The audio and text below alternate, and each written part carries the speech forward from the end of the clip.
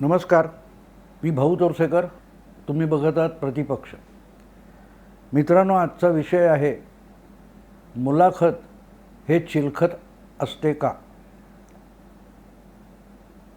शीर्षक ऐकल्यानंतर तुमच्या लक्षात आलं असेल की मी शरद पवार यांच्या सामनातील मॅरेथॉन मुलाखतीचा संदर्भ घेऊन बोलणार आहे. बऱ्याच श्रोत्यांनी, चाहत्यांनी आग्रह धरला म्हणून हा विषय मला मांडावासा वाटतो.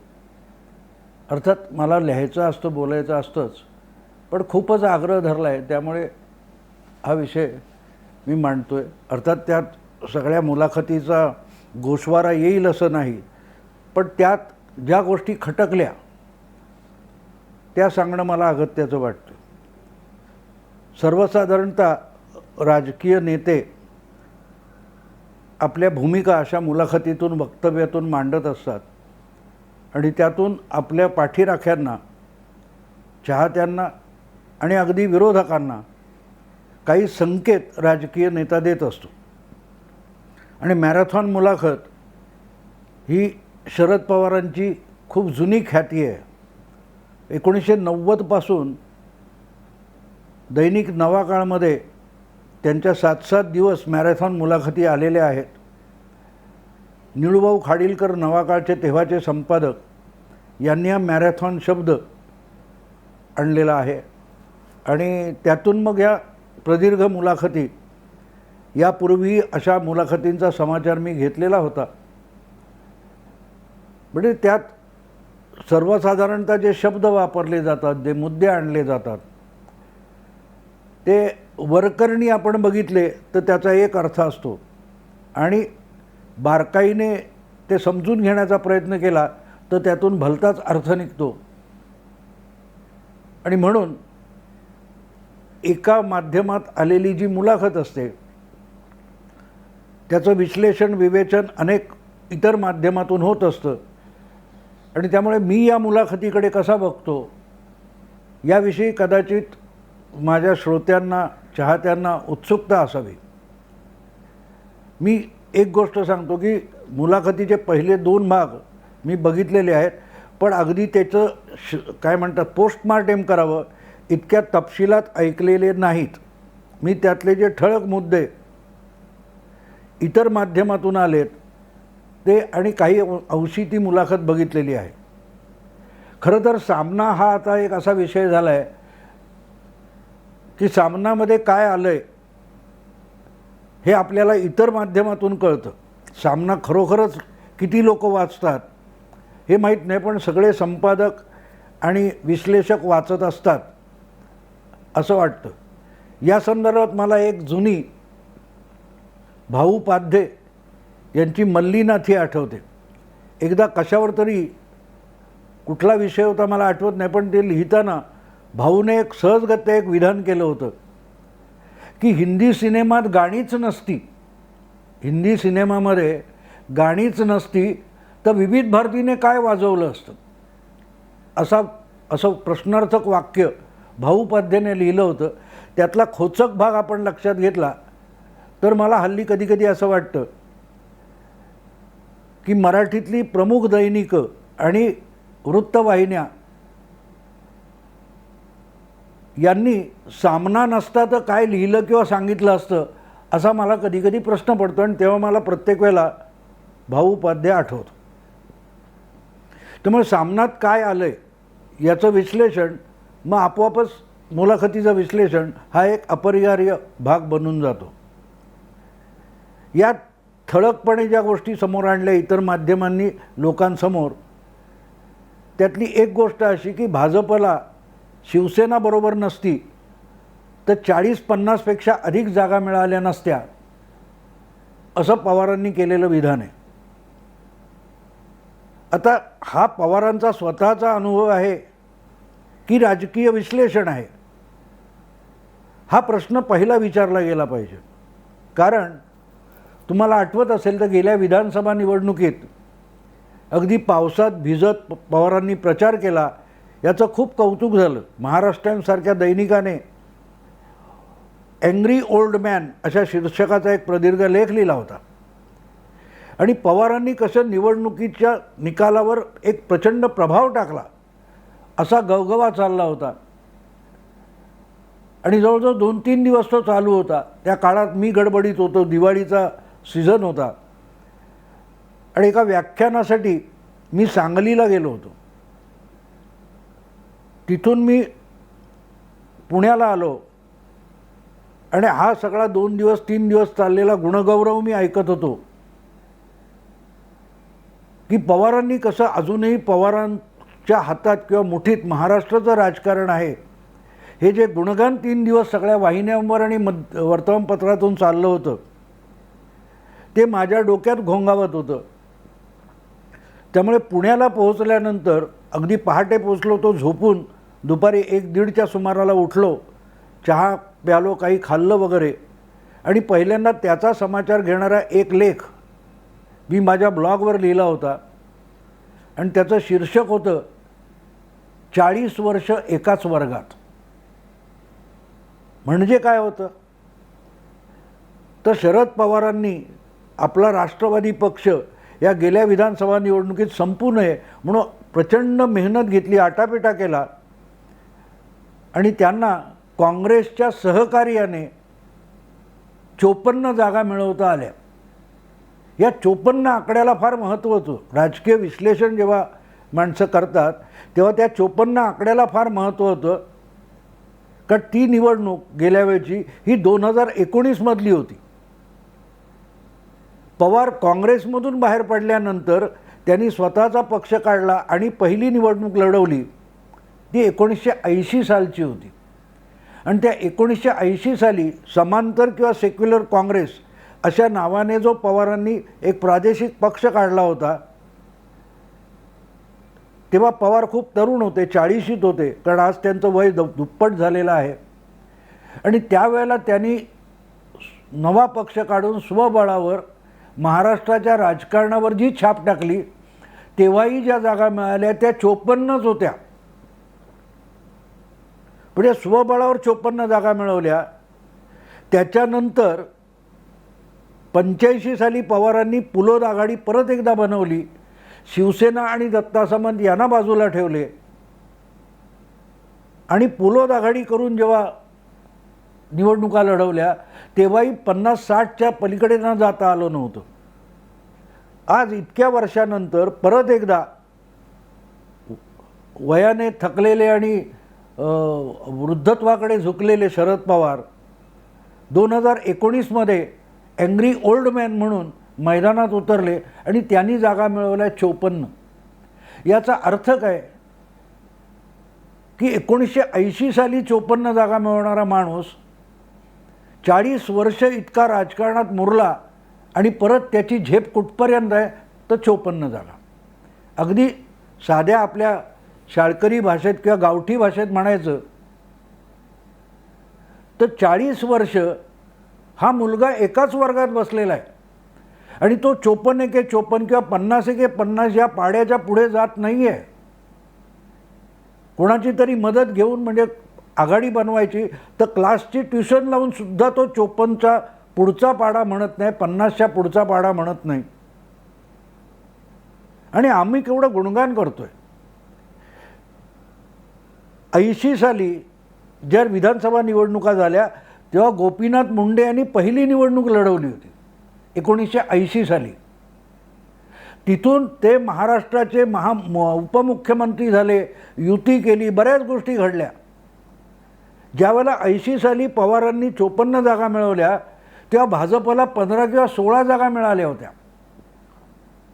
ती महाजन मुंडे यांची पिढी भाजपातून मागे पडली आणि देवेंद्र फडणवीस हा नव्या दमाचा 50शीतला एक तरुण भाजपचा नेता आहे आणि तो 105 जागा मिळवतो. म्हणजे 15-16 जागांवरून भाजप 105 जागांपर्यंत आला. तरी पवार कुठे होते? 50-50, 54-54. तोच पाडा चालू आहे. म्हणजे अगदी आपल्या घरगुती भाषेत बोलायचं तर 40 वर्ष आमचा मुलगा त्याच इयत्तेत बसलेला आहे. तो पुढचा पाडा पण म्हणू शकत नाही आहे. बाकीची शेजारपाजारची जी मुलं होती ती KGतून, अंगणवाडीतून, प्राथमिक शाळेत गेली, माध्यमिक शाळेत गेली, कॉलेजमध्ये गेली, परदेशी शिक्षणाला गेली, उच्च शिक्षणाला, तरी आमचा मुलगा एक पाढा धरून बसलेला आहे आणि त्याच्या पुढे सरकत नाही. काय म्हणतात त्याला, अँग्री ओल्ड मॅन. हा जो माझा लेख आला त्यानंतर सगळ्या वृत्तवाहिन्यांवरून अँग्री ओल्ड मॅनचं कौतुक बंद झालं. आणि मी जेव्हा असं लिहितो तेव्हा मग त्या चाहत्यांना वाटत असे की हा माणूस काहीतरी वेगळं सांगतो. ही माझी एक ओळख झालेली आहे. प्रतिपक्षाची ओळख पण तीच आहे की सर्वसाधारणतः जे ऐकायला मिळतं त्याच्यापेक्षा वेगळं काहीतरी प्रतिपक्ष सांगतो. आणि म्हणून माझ्याकडे हा आग्रह धरला जातो, याविषयी तुमचं मत सांगा. आणि मग ही जी मॅरेथॉन मुलाखत आहे त्याचं विश्लेषण करण्याचा आग्रह त्या भूमिकेतून येत असतो. आता आपण बारकाईने बघू याच्यात काय पवार म्हणाले ते. अगदी तपशिलात जायची गरज नाही. जी इतर वाहिन्यांनी आणि जे आपल्याला हेडलाईन्स दाखवलेल्या आहेत त्या मुलाखतीच्या, त्याच्यात पवार म्हणतात की शिवसेना बरोबर नसती तर भाजपला 40च्या जागपेक्षा अधिक जागा मिळाल्या नसत्या. मुद्दा असा आहे की गेल्या विधानसभा निवडणुकीत 2014च्या भाजपने एकट्याने जागा लढवल्या होत्या. शिवसेना वेगळी लढली होती, काँग्रेस आणि राष्ट्रवादीसुद्धा वेगळे लढले होते. तेव्हा शिवसेना बरोबर नसताना भाजपला किती जागा मिळाल्या, 123 जागा. म्हणजे पवार जे सांगतायत त्यात तथ्य किती आहे हे तुमचं तुम्ही ठरवा. ही काँग्रेस सोबत नसताना पवारांना किती जागा मिळाल्या, त्या 41 जागा मिळाल्या होत्या काहीतरी. आणि काँग्रेसला काय 44-45 जागा मिळाल्या असतील. पण एकटा लढून सुद्धा भाजप 123 पर्यंत पोहोचला. हां, आता एक म्हणता येईल की भाजपने इतरांचे, अगदी राष्ट्रवादीतले, काँग्रेसमधले, इतर पक्षातले स्थानिक पातळीवरचे लोकप्रिय नेते फोडले आणि आपली संख्या वाढवली. बरोबर आहे, 100% बरोबर आहे. पण मग पवारांनी आपल्या संपूर्ण राजकीय कारकिर्दीमध्ये काय केलं? गणेश नाईक कोण होते? गणेश नाईक हे शिवसैनिक होते, शिवसेनेचे होते. त्यांना आपल्याबरोबर आणून गणेश नाईक आणि त्यांचे सुपुत्र संदीप नाईक हे 2 आमदार पवारांच्या पक्षाला कुठून मिळाले? आणि गेल्या वेळेला त्या 2 जागा गेल्या कारण आता गणेश नाईक यांच्या पक्षात नाहीत. छगन भुजबळ घ्या. छगन भुजबळ यांची अख्खी कारकीर्द किंवा सुरुवात शिवसेनेतली आहे. त्यांना राष्ट्रवादीत आणलं गेलं, काँग्रेसमध्ये आणलं गेलं. तेव्हा या सगळ्यांचं दुसऱ्या पक्षातून आलेली केलेली उसनवारी नसती तर राष्ट्रवादी तरी पक्ष किती जागा मिळवू शकतो? तुम्ही उसनवारीवरून किती जागा मिळवल्या त्या बघा. त्या बोलायला पवार तयार आहेत का? या मुलाखतीत मुलाखतकाराने तो प्रश्न विचारायला पाहिजे की भाजपला जसं शिवसेनेच्या मदतीशिवाय जागा मिळाल्या नसत्या तर राष्ट्रवादीला इतर कोणाच्या मदतीशिवाय किती जागा मिळाल्या असत्या? पण तो प्रश्न विचारायचाच नसतो. लुटूपुटूची लढाई असते, आपण बघतो तशी. जेव्हा मुलाखत असते तेव्हा उत्तरं आधी ठरलेली असतात, त्याच्यावरून प्रश्न बेतलेले असतात. त्यामुळे प्रश्नकर्त्याने हा प्रश्न विचारला नाही की भाजपला 40 जागा मिळाल्या असत्या पण काँग्रेसबरोबर राष्ट्रवादीने 2019मध्ये आघाडी केली नसती तर राष्ट्रवादीला किती जागा मिळाल्या असत्या? हाही प्रश्न विचारला पाहिजे. पण आजकालच्या राजकारणामध्ये एक अशी गंमत आपण बघतो सगळ्या पक्षांची की त्याला आपल्या पक्षापेक्षा दुसऱ्या पक्षात काय घडतंय नेमकं ठाऊक असतं. भाजपला यश किती मिळेल, कुठे मिळेल हे पवारांना कळतं. आणि पवारांना यश मिळेल की नाही, राष्ट्रवादीला किंवा काँग्रेसला किती यश मिळेल हे भाजपवाले सांगतात. हा सगळा भाग आपण बघितला तर तो मुलाखतीमध्ये सगळी कशी लुटूपुटूची लढाई आहे ही आपल्याला समजू शकते. तर या मुलाखतीचा जो आलेला भाग आहे त्यातला हा एक भाग सांगितला की भाजपला शिवसेना बरोबर नसती तर इतकं यश मिळालं नसतं. हे 100% बरोबर आहे. प्रमोद महाजन आणि गोपीनाथ मुंडे यांनी 87-88 नंतर शिवसेनेशी युती केली. त्याच्याही आधी 84मध्ये युती केली होती. 1984मध्ये इंदिरा हत्येनंतर ज्या लोकसभा निवडणुका झाल्या तेव्हा शिवसेनेशी पहिली युती भाजपाने केली आणि त्याच्यात मनोहर जोशी आणि वामनराव महाडिक हे शिवसेनेचे 2 उमेदवार कमळ निशाणी घेऊनच मध्य मुंबईत उभे राहिले होते, पराभूत झाले. हा भाग वेगळा. पण त्यानंतर तोच भाजपा हा पवारांच्या आश्रयाला गेला होता. पवार ते का नाही अगत्याने सांगत? दत्ता सामंत आणि शिवसेना यांना वगळून आणि काँग्रेस अर्थातच यांना वगळून पवारांनी जी सगळ्या पक्षांची मोठ बांधली त्याच्यात भाजपासुद्धा होता. तेव्हा भाजपची वाढ महाराष्ट्रात शिवसेनेमुळे झाली म्हणण्यापेक्षा आधी पवारांमुळे झालेली आहे. किंबहुना 6 वर्षापूर्वी 5 वर्षापूर्वी विधानसभा निवडणुका संपल्यानंतर भाजपचं बहुमत हुकल्यानंतर त्यांना अल्पमताचं सरकार बनवायला परस्पर पाठिंबा पवारांनी दिला होता. तेव्हा पवार नसते तर भाजपचं काय झालं असतं हे पण प्रश्नकर्त्याने विचारलं पाहिजे. पण ते विचारलं नाही. का विचारलं नाही? कारण पटकथा जी आहे, मुलाखतीची पटकथा आधी तयार होती की मी मारल्यासारखं करतो, तू लागल्यासारखं कर, तू लागल्यासारखं कर, मी मारल्यासारखं करतो. अशा प्रकारची जी मुलाखत असते ती मुलाखत नसते. ते महाविकास आघाडीमध्ये जी गडबड चालू आहे ती झाकण्यासाठीचं चिलखत असतं, मुलाखत नसते. की आम्ही सगळे कसे एकजूट आहोत आणि 5 वर्ष हे सरकार चालणार आहे हे वारंवार का सांगायला लागतंय? कारण आम्ही हे सरकार पाडू असं भाजप किंवा देवेंद्र फडणवीस सांगत नाहीत. ते म्हणतात तुम्ही आपल्या बोजाने पडणार आहात. आणि आपल्या बोजाने पडणं म्हणजे काय हे आत्ता आपण राजस्थानमध्ये बघतोय. राजस्थानमध्ये तर आघाडी नाही आहे. एकाच काँग्रेस पक्षाला 2018च्या निवडणुकीमध्ये स्पष्ट बहुमत मिळालेलं आहे. 200 पैकी 107 जागा मिळाल्या आहेत. पण काँग्रेसचे जे अंतर्गत विरोध आहेत त्या बोजाखालीच तिथली सत्ता डळमळीत झाली आहे. महाराष्ट्रात काय वेगळं होतं की आम्हाला मुख्यमंत्री भेटत नाहीत, आम्हाला सत्तेच्या निर्णयात सहभागी करून घेतलं नाही. ही तक्रार भाजपची नाही आहे, भाजप विरोधात बसला आहे. ही तक्रार या महाविकास आघाडीतल्या काँग्रेस पक्षाची होती. त्याच्यासाठी कुठलं ऑपरेशन कमळ चालवलेलं नाही आहे. कारण ऑपरेशन कमळ हा शब्द आता कमळपेक्षा मळमळ जास्त झालेला आहे. आपली मळमळ ओकून टाकायची की मळमळ हा शब्द गाळण्यासाठी कमळ हा शब्द येतो. सचिन पायलट तुमच्याकडे खुश असता तर भाजपला त्याच्यात ढवळाढवळ करायची संधीच नसते ना. मोदी सरकारला दुसऱ्या टर्ममध्ये 1 वर्ष पूर्ण झाल्यानंतर जी प्रदीर्घ मुलाखत अशीच एका चॅनेलला किंवा 2 चॅनेलला अमित शहानी दिली, त्यांना हा प्रश्न विचारला गेला होता की महाराष्ट्रात तुम्ही ऑपरेशन कमळ करणार का? तर अमित शहानी अतिशय स्पष्ट उत्तर दिले, हे सरकार पाडणार नाही असं अजिबात अमित शहा बोलले नाही. तेच तर विरोधी पक्षाचं काम असतं. सत्ता डळमळीत करणं हे विरोधी पक्षाचं काम नसेल तर ते काम कोणाचं असतं? आणि नसेल तर विरोधी पक्षाचं काय काम असतं? तर अमित शहा म्हणाले की आकडे स्पष्ट आहेत. महाविकास आघाडीमध्ये जे 3 पक्ष सहभागी झालेले आहेत त्यांच्याकडे भक्कम बहुमत आहे आकड्याचं.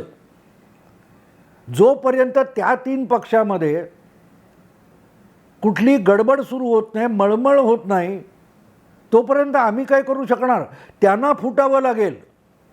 तोपर्यंत आम्ही भाजप काहीही करू शकत नाही. इतक्या स्पष्ट शब्दात अमित शहा जेव्हा सांगतात की हे सरकार असं पडू शकत नाही, बाहेरचा कोणी पाडू शकत नाही, आतल्याला पाडावं लागेल, इतकं स्पष्ट शब्दात अमित शहा सांगतात, तेव्हा शरद पवारांनी मुलाखतीत 5 वर्षाची हमी देण्याचं काही कारण नाही.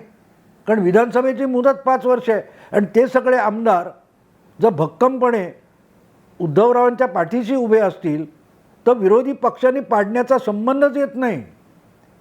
जोपर्यंत ती वीड भक्कम भिंतीतली असते तोपर्यंत ती कोणी हिसकावून काढू शकत नाही, उखळून काढू शकत नाही. पण ज्यावेळेला आपलं कुठेतरी डळमळीत आहे असं भीती असते तेव्हा ते परत परत सांगायला लागतं की नाही हे भक्कम आहे. हे परत परत का सांगावं लागतं? ते सांगण्यासाठी अख्खी 3-4 भागातली मॅरेथॉन मुलाखत का द्यावी लागते? कारण हे सरकार पाडण्याविषयी किंबहुना हे सरकार भक्कम आहे याविषयीचा आत्मविश्वास त्या मुलाखतीत अमित शहानी व्यक्त केला. पण तो आत्मविश्वास पवारांच्या मुलाखतीत आणि प्रश्न विचारणारे जे कोणी आहेत संजय राऊत त्यांच्यामध्ये दिसत नाही. परत परत ते म्हणतात पैजा लागतात. अरे लागू देत पैजा, कितीही पैजा लागू देत. तुम्ही भक्कम असाल तर अशा कितीही पैजा त्या भिंतीवरून आपटून पडतील. ते दाखवतात ना, कुठच्या सिमेंटच्या भिंतीची जाहिरात असते, तो मोठा असा बैल माजलेला वळू असतो, तो प्रत्येकाला ढुशा देतो. शेवटी त्याच्या तावडीतून सुटायला तो पळणारा माणूस असतो, तो येतो आणि त्या भिंतीआड लपतो आणि त्या भिंतीवर आपटला की तो एवढा मोठा वळू असतो, तो पण कोसळून पडतो, ढासळून पडतो. तेव्हा भिंत भक्कम असेल, आघाडी भक्कम असेल, एकजूट अभेद्य असेल तर कोणी पाडू शकत नाही. पण आम्हाला कोणी पाडू शकत नाही अशी जाहिरात का करतात? कारण आपण भक्कम नाही आहोत त्याचा आत्मविश्वास जास्त आहे. तुमचं सरकार आकड्यांनी पाडता येत नाही हे अमित शहा सांगत असताना पवारांनी परत परत असं मुलाखतीत सांगण्याची गरज काय? हा दुसरा भाग आहे की हे सरकार 5 वर्ष चालेल. आणखीन एक त्यातला मुद्दा मला इथे महत्त्वाचा वाटतो आणि सांगितला पाहिजे. तो मुद्दा असा की तुम्ही हेडमास्टर आहात, तुम्ही रिमोट कंट्रोल आहात. तुमच्याकडे आता 6 महिन्याच्या 6माही परीक्षेचं प्रगती पुस्तक आलेलं असेल तर उद्धव ठाकरे सरकार पास झालं की नाही याच्याबद्दल तुम्ही काय सांगाल असा प्रश्न मुलाखतकारांनी मुलाखत देणाऱ्यांना विचारला. आणि ते म्हणाले की पवार म्हणाले की परीक्षेचे 2 प्रकार असतात, एक रिटन एक्झाम असते आणि एक प्रॅक्टिकल असते. लेखी परीक्षा असते आणि प्रात्यक्षिकाची परीक्षा असते. तेव्हा लेखी परीक्षेमध्ये ठाकरे सरकार पास झालेलं आहे, अतिशय चांगल्या मार्कांनी काहीतरी पास झालेलं आहे. प्रात्यक्षिक बाकी आहे, प्रॅक्टिकल बाकी आहे. हे पवार विनोदाने बोलले का हे मला माहीत नाही, कारण मला तरी तो विनोद वाटतो. कारण प्रश्न करते आणि उत्तर करते या दोघांना परीक्षा म्हणजे काय माहिती आहे का? लेखी असो किंवा प्रॅक्टिकल असो, या परीक्षा शब्दाचा अर्थ त्यांना कळतो का? आत्ता राज्यामध्ये आणि देशामध्ये परीक्षेवरून गदारोळ उठलेला आहे. अगदी काय म्हणतात ते शालांत परीक्षा बोर्ड असतं, मंडळ असतं, तिथपासून विद्यापीठांपर्यंत आणि विद्यापीठ अनुदान मंडळापर्यंत परीक्षा हा वादाचा विषय झालेला आहे. मार्चमध्ये म्हणजे ऐन परीक्षेच्या मोसमामध्ये लॉकडाऊन लागल्यामुळे लेखी परीक्षा होऊ शकलेल्या नाहीत. आणि त्या लेखी परीक्षा न घेता निकाल लावायचे का हा वादाचा विषय झालेला आहे. की आत्तापर्यंतच्या आधीच्या सगळ्या परीक्षांमधली गुणवारी बघून त्यांना लेखी परीक्षा न घेता पास डिक्लेअर करायचं का, जाहीर करायचं का, हा वादाचा मुद्दा झाला आहे. देशातले मोठे शिक्षणतज्ज्ञ, कुलगुरू, त्याच्या शिक्षण खातं त्यावर डोकं आपटून घेतं आहे. उदय सामंत नावाचे एक मंत्री आहेत महाराष्ट्रात, हे प्रश्न करते सामनाचे आणि पवार यांना माहिती नाही का? ते उदय सामंत रोज येऊन कसले खुलासे देत आहेत? लेखी परीक्षा घ्यावी की नाही, घ्यायची तर कशी घ्यायची? त्या लेखी परीक्षेसाठी येणाऱ्या मुलांना कोरोनापासून धोका आहे हा सगळीकडे चर्चेचा विषय आहे. हे सामनाच्या मुलाखती घेणाऱ्यांना आणि मुलाखती देणाऱ्यांना माहिती नाही का ते कुठल्या जगात आहेत? प्रॅक्टिकल काय चाललंय? लेखी परीक्षा न घेता निकाल द्यायचे की नाही हा वादाचा विषय. पण त्याच्या आधी सगळ्यात मोठे गुरूंचे कुलगुरू शरद पवार यांनी उद्धव ठाकरेंना लेखी परीक्षेत पास करून टाकलेले आहे. जी लेखी परीक्षा देशातल्या कुठल्याही विद्यापीठात होणार की नाही होणार हा चिंतेचा विषय आहे, चर्चेचा विषय आहे. त्याच्यात ही उद्धव ठाकरे मुख्यमंत्री आणि त्यांचं मंत्रिमंडळ, त्यांचं सरकार यांची लेखी परीक्षा कधी झाली, कोणी घेतली, कुठल्या केंद्रात झाली, हे तरी कोणीतरी सांगायला पाहिजे होतं. प्रश्नकर्ता असता तर त्याने पुढचा प्रश्न विचारला पाहिजे होता की तुम्ही पवार साहेब तुम्ही लेखी परीक्षेत पास झालं म्हणता, तर ती लेखी परीक्षा कुठे झाली, हा पुढला प्रश्न येतो ना. मुद्दा असा आहे की इथे प्रॅक्टिकल परीक्षा चालू आहेत. करोनाच्या काळात सरकार आणि कारभार कसा चालवायचा याचा रोजच्या रोज प्रॅक्टिकलच्या परीक्षा चालू आहेत उद्धव ठाकरे सरकारच्या. आणि त्याचा निकाल काय आहे तो सांगितला असता तर हरकत नव्हती, कारण लेखी परीक्षा झालेल्या नाहीत, होऊ शकत नाहीत. कारण मुख्यमंत्र्यांना या परीक्षेचं केंद्र जे आहे मंत्रालय तिथेही जाता येत नाही आहे. ही तर वस्तुस्थिती आहे ना, की वस्तुस्थिती पवारांना माहिती नाही, की लेखी परीक्षा कशाला म्हणतात हेच पवारांना माहीत नाही आणि किंबहुना प्रश्नकर्त्याला पण माहीत नाही. मला हा सगळा प्रकार गमतीचा वाटला मित्रांनो. एक प्रकारे ही मुलाखत हे मनोरंजन म्हणायचं का मित्रांनो. एक राज्याचा कारभार नाही आहे. मुंबई ही महाराष्ट्राची राजधानी आहे, तशीच देशाची आर्थिक राजधानी आहे. असं म्हणतात की 1/3 आर्थिक उलाढाल मुंबईतून होते. त्यामुळे केंद्र सरकारच्या खालोखाल जर कोणाचा या देशाच्या घडामोडीमध्ये उलाढालीमध्ये नंबर लागत असेल तो मुंबईचा लागतो, महाराष्ट्राचा लागतो. आणि तिथे परीक्षा न घेता पास झालेत म्हणतात. त्याचं गांभीर्य काय पवारांना कळतं की या प्रश्नकर्त्यांना कळतं? आपण बोलतोय त्या शब्दाचा अर्थ बोलणाऱ्यांना कळतोय का, हा प्रश्न विचारणं भाग होतं. मी जेव्हा अधिक तपशिलात ती मुलाखत बघीन बारकाईने, म्हणजे विश्लेषण करण्यासाठी बघेन, त्यानंतर मी याच्यावर जास्त बोलीन. आत्ता नाही बोलत. आत्ता मी सामनाचे वाचक असलेल्या ज्या वाहिन्या आणि वर्तमानपत्र आहेत त्यातून माझ्यापर्यंत जेवढी माहिती आली त्यावर केलेलं हे पोस्टमार्टेम किंवा विश्लेषण आहे. तेव्हा मी आत्ता इथेच थांबतो. पण जाण्यापूर्वी एकच सांगेन की महाविकास आघाडीसाठी पवारांची मॅरेथॉन मुलाखत हे चिलखत असू शकणार नाही. कारण लोक हे जे काय प्रॅक्टिकल आहे ना, जी परीक्षा झाली नाही असं पवार म्हणतात, ती प्रॅक्टिकल गेले 4 महिने चालू आहे. आणि त्याचा निकाल पवार नाही देऊ शकत. तो निकाल देणाऱ्या परीक्षकाचं नाव मतदार आहे. कारण तो प्रॅक्टिकल भोगतोय. पवारांना कदाचित त्याची कल्पना नसेल, सामनाच्या प्रश्नकर्त्याला त्याची कल्पना नसेल, पण हे प्रॅक्टिकल लाखो करोडो लोकांवर आत्ता चालू आहे. त्याचा निकाल यायला कुठची तरी निवडणूक यावी लागेल आणि तेव्हा त्याचा निकाल आपल्याला सांगता येईल. त्याच्यात कोण पास झालं आणि कोण नापास झालं.